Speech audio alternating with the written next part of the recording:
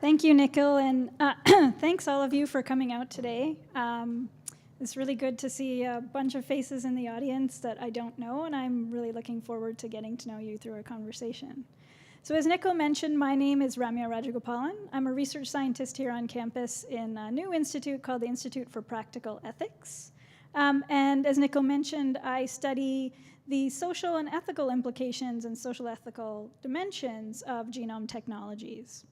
And so what I want to talk today about is a new technology called gene editing, which I'm sure many of you have heard of, and some of the implications for our collective responsibility when we think about the effects of using this technology in the long term.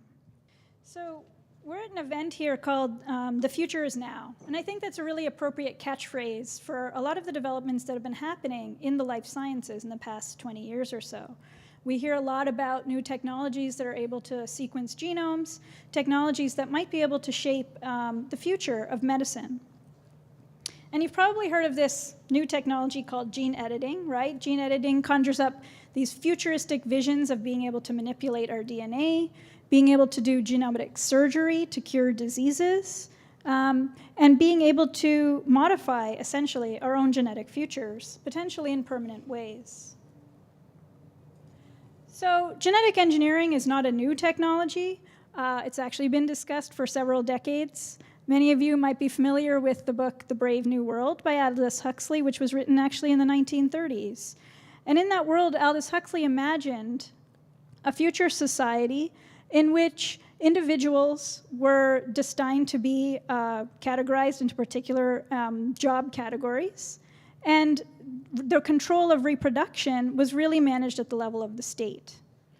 In the 1960s, with new genetic engineering technologies, many science fiction writers and journalists imagined a future in which we could shape our evolution, we could shape our healthcare and the ways in which we cure disease using genetic technologies. And some of the visions they had were quite dystopic, societies that were actually very regressive, very repressive, very oppressive. And many of you have probably seen the movie Gattaca, which is illustrated here with this picture. And in Gattaca, of course, people's futures are essentially predetermined by the state by examining their genetic profiles. These are all fairly dystopic ideas about the possibilities of what genetics could do if we could potentially manipulate our human genomes. So when I was in high school, I read this book called Gen Ethics. It was by these authors, David Suzuki and Peter Knudsen. And David Suzuki is a naturalist and a biologist, very famous in Canada. He runs his own science show, and he ran it for many decades. This book really captured my imagination because at the time I was really interested in genetics. I was also really interested in the social dimensions of genetics and how it was affecting how we think about our individual identity and how we think about the future of our species.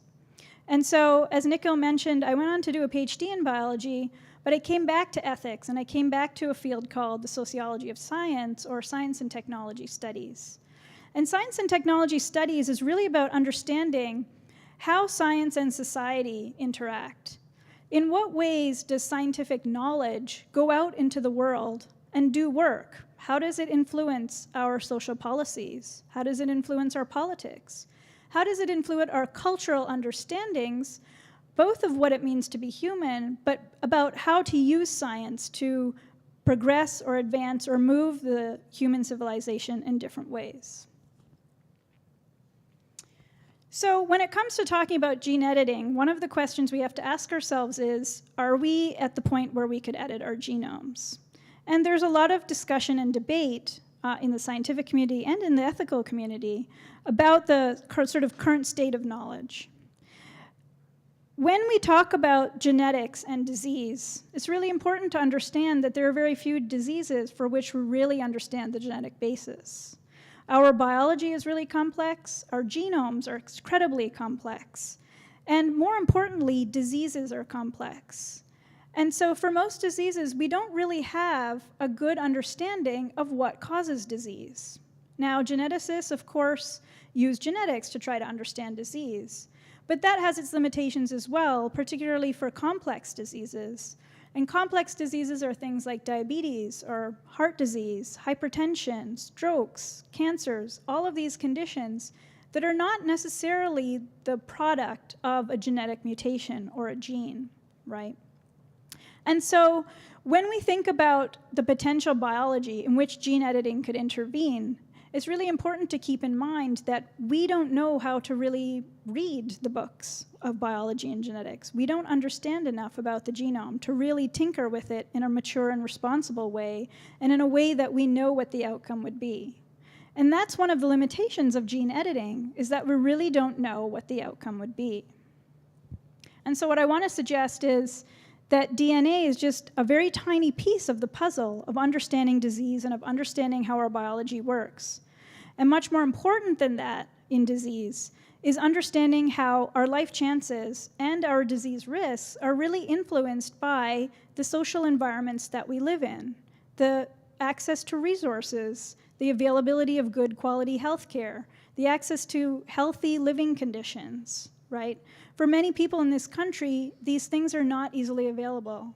And when we talk about health disparities and we talk about differences in health and life outcomes, it's really important to consider the constellation of environmental factors that are really driving these differences rather than focusing on the genetic differences. And that's one of the problems of gene editing, of course, is that it directs all of our attention to trying to understand disease and trying to cure or fix disease as if it was all about our innate biology, rather than about trying to fix the social structures and social systems around us that are really contributing to the disparities that we see.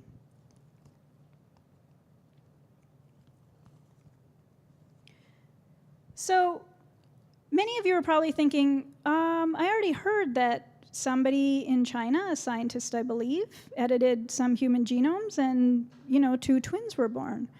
And what I want to submit here is that there's a lot of doubt and speculation and skepticism about whether this actually happened for a number of reasons. So the scientist in question who did this work did it very much in secret, right?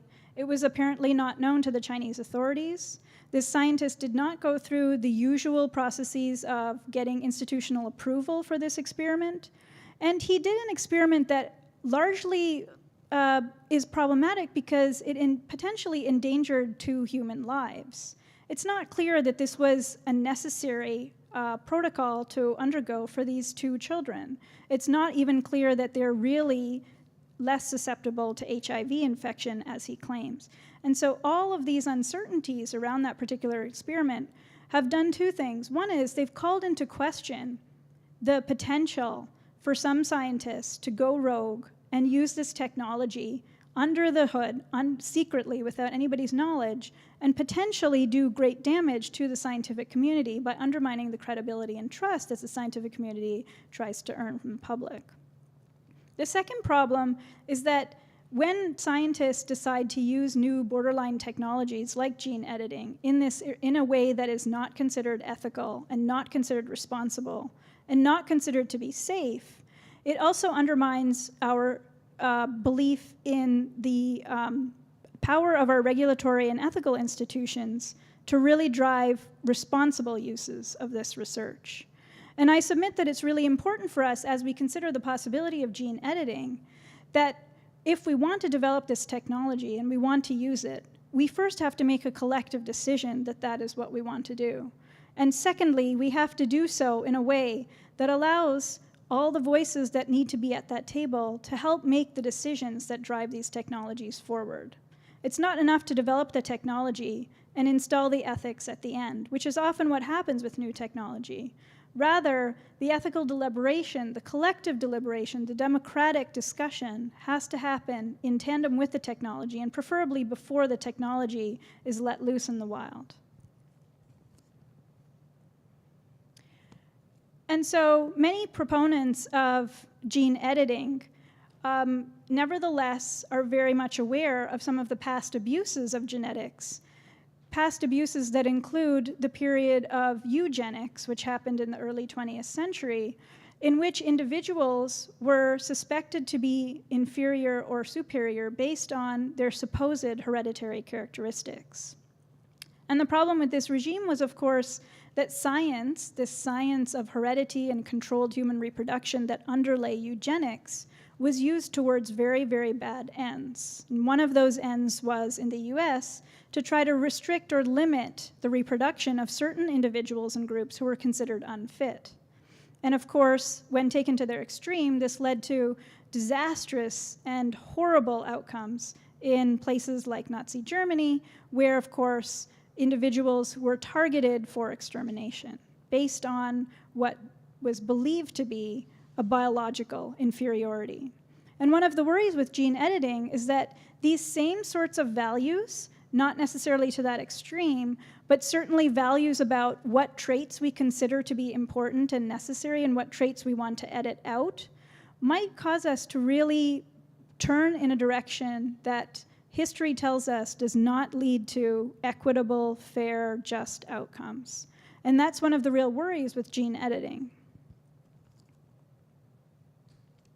So in an era where our healthcare costs are exploding in the United States, in an era where access to healthcare and access to good quality medical attention for many groups and many disadvantaged, vulnerable populations in the US is still very difficult to come by, we have to think about what a technology like gene editing will do to potentially deepen those disparities. Gene editing, of course, relies on very, very high technology that's likely to be really expensive. Is it only going to be available to certain people and not to other people, or certain groups and not to other groups? And how are we going to decide collectively what values we want to pursue going forward in our society? Do we want a society where certain traits are devalued?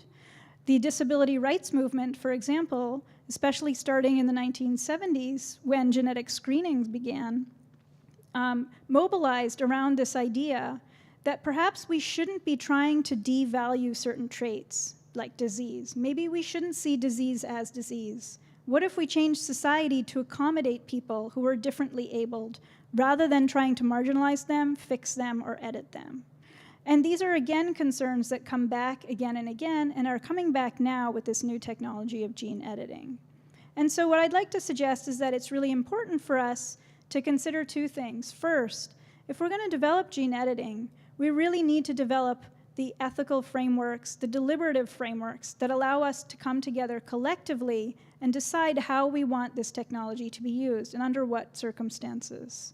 And when we do that, we have to keep in mind that it will really reflect the values that we decide to pursue going forward, the collective values that will guide our future.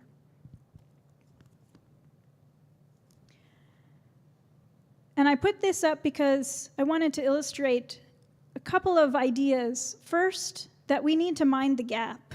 We need to understand where the health disparities are in our country, and we need to understand what the sources of those health disparities are. And I think a focus on genetics really diverts our attention away from the much more fundamental proximate causes of these health disparities. Things like I mentioned before, access to good, healthy living environments, access to clean water and good nutrition, not living near a toxic waste dump. All of these sorts of environmental factors matter much more for the health disparities. And I think trying to focus resources and attention onto those sorts of factors is really going to help advance our health, help improve people's life chances and opportunities much more than trying to focus on the genetics. The second is that, again, if we try to pursue a technology like gene editing, it will be really important for everybody to have a voice at that table. And I don't think we have the frameworks now to put those into place, but I think it's up to all of us in this room to really consider this as a problem that's central to how we will be defined in the future as individuals and as a society. And to that end, I think it's really important for all of us to speak up and try to help frame the debate around what is really important, what is really the target of what we're trying to accomplish in terms of improving health and improving and addressing disease, and why do we want to edit genomes, and if we allow it, how do we do it in a way that's equitable and fair and addresses health disparities rather than deepens them? Thank you very much.